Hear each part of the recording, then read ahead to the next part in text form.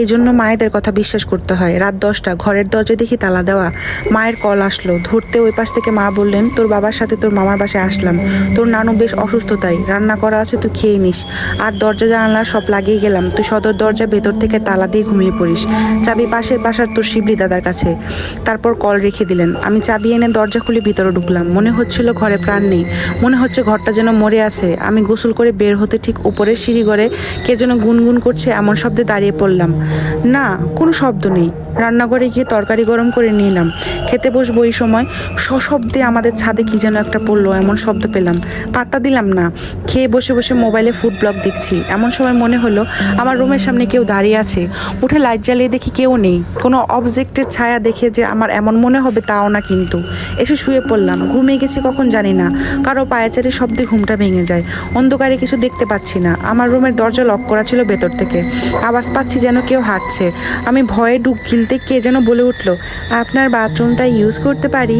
আমি বলে উঠলাম, কে কে আপনি? হঠাৎ করে আমার বুকটা ধুক করে উঠলো। বাসায় তো কেউ নেই, আমি সব চেক করে শুয়েছি। চোর যে ঢুকবে এমন কোনো অবস্থাও নেই। আমার হাত পা ঠান্ডা হয়ে গেল।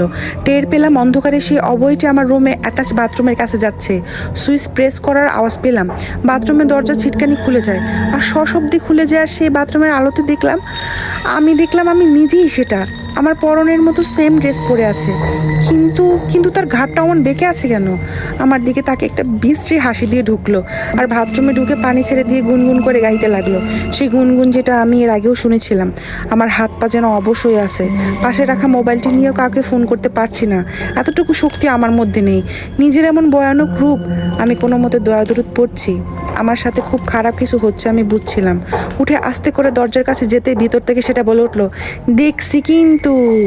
এত ভয়ানক সে আওয়াজ। আমি তাড়াতাড়ি চাবি নিয়ে সদর দরজা খুলতে গেলাম, কিন্তু আমি দরজা খুঁজেই পাচ্ছি না। কেমন যেন একটু ভুলভুলাইয়ার ভিতর আমি ঘুরছি।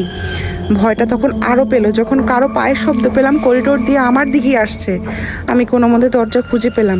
তালা খুলে বের হয়ে বাইরের রাস্তাতে পালাতে গিয়ে একটি বাইকের সাথে ধাক্কা লেগে আমি পড়ে গেলাম। রাত তখন 12টা হবে।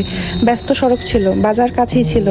আমাকে যখন লোকের এসে ধরাধরি করে নিয়ে যাচ্ছিল, আমি স্পষ্ট দেখছিলাম আমার বাড়ির সদর দরজায় আমার মতো দেখতে ওই অবৈ দাঁড়িয়ে বিশ্রীভাবে হাসতেছে গাড় বাঁকিয়ে।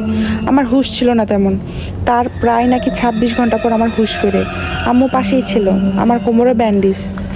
পরে বাবা মাকে সব খুলে বলে। আমি আর আব্বা বাসায় থাকতাম না, তাই বলা বাহুল্য মা এই ঘটনাগুলো বেশি সাফার করতো, কিন্তু আমরা শুনে হাসতাম। দিনের বেলা তাই ওই হালকা উৎপাত ছিল আর কি। এমন রাতে একলা থাকলে যে কি হয় সেটা আমি আজ দেখলাম। বাড়িটায় মিল্লাতপুরে একজন হুজুর দিয়ে বাঁধানো হলো। তারপর থেকে আর কিছু হয় না, তবে মাঝে মাঝে জিনিস নড়াচড়া হয়। এক জায়গায় রাখলে পাওয়া যায় আরেক জায়গায়। এজন্যই বলি, মায়েরা কিছু বললে সেটা বিশ্বাস করতে হয়।